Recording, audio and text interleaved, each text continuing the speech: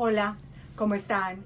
Espero que estén bien. Soy Claudia y el día de hoy con otra entrega de la historia legislativa del aborto, esta vez ya iniciando la serie de la historia legislativa del aborto en los Estados Unidos.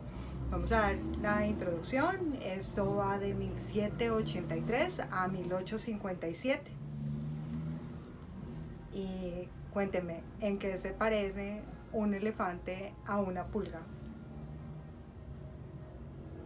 Bueno, en que el elefante puede cargar pulgas, pero las pulgas no pueden cargar elefantes. Entonces, comenzamos.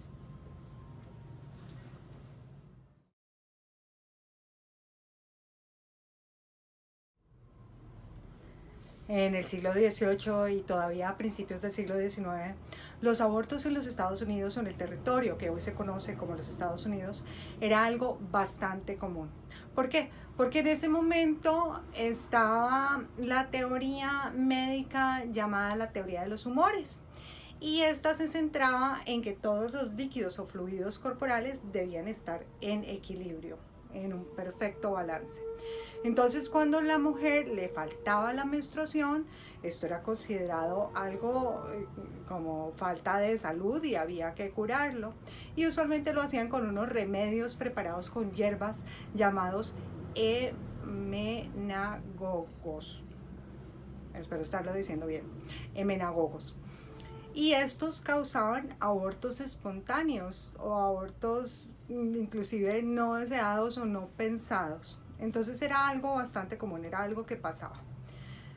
Sin embargo, estamos en este momento en 1783, la independencia de los Estados Unidos, cuando ya se convierten en un país.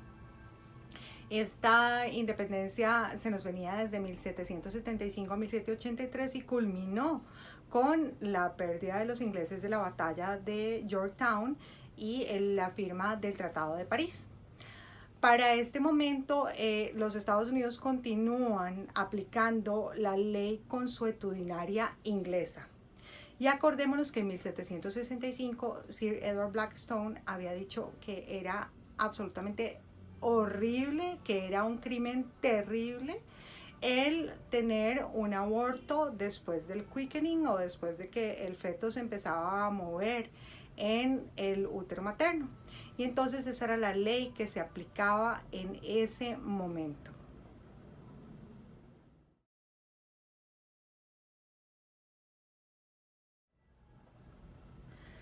La década de los 20, 1820, fue muy importante en cuanto a esto de la legislación del aborto en los Estados Unidos. ¿Por qué? Porque acuérdense que Lord Ellenborough había creado la ley en Inglaterra en 1803 prohibiendo de tajo el aborto. Acordémonos que él había dicho que antes de la tercera semana, que del tercer mes, perdón, era una contravención que se podía penar hasta con 14 años de cárcel. Y ya después de el quickening era pena capital. No sé si en Estados Unidos se aplicaría tan rígida, pero el hecho de esta prohibición sí empezó a causar que los diferentes estados empezaran a tomar unas ciertas medidas o a modificar inclusive la ley que ellos tenían en ese momento de acuerdo a la ley consuetudinaria inglesa.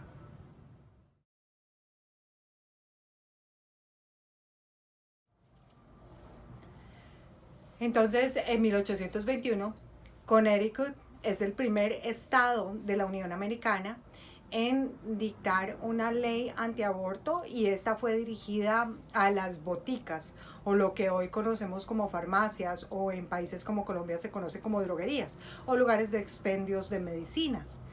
Y esto fue justo para detener aquellos remedios que se usaban para regular los fluidos o que realmente eran abortivos.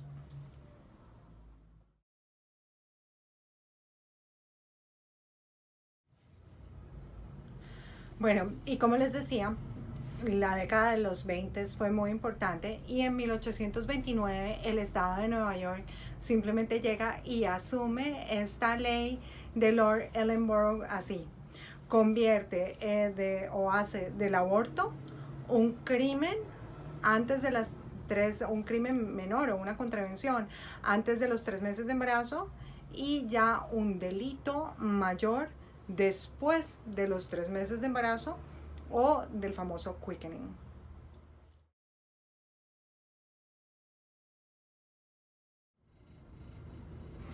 (1857) es la fecha oficial que nos indica la página de la Asociación de Médicos de América, como se llaman ellos a sí mismos, o la Asociación de Médicos de los Estados Unidos, como el momento en el cual los doctores empezaron a hacer campaña por las leyes antiaborto. Resulta que hay otros recursos o otras fuentes que dicen que empezó tan temprano como 1820 o inclusive hay otros que dan el momento como 1839. Sin embargo, como les digo, la página oficial nos dice que es 1857 y esto se dio por varias razones. Algunas de las razones son, además de razones éticas, por razones de salubridad, porque obviamente las condiciones en las que los no calificados estaban realizando los abortos eran bastante insalubres. También se dio porque eran castigados no solo las mujeres que se practicaban el aborto, sino también los facultativos que les colaboraban en el asunto. También se dio porque en ese momento descubrieron que la gestación era la primera etapa de desarrollo de algo que iba a culminar en la producción de un ser humano. Y a esto se unía obviamente el juramento hipocrático.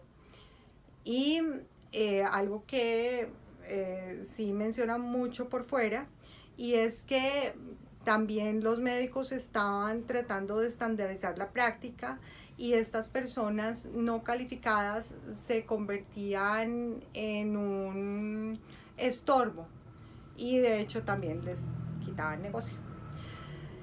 Entonces, hasta aquí con esta primera entrega de la historia legislativa del aborto en los Estados Unidos. Si te gustó este video, dale like, suscríbete a tu canal Clau Tips y dale a la campanita para que te lleguen las notificaciones cada vez que publique un nuevo video.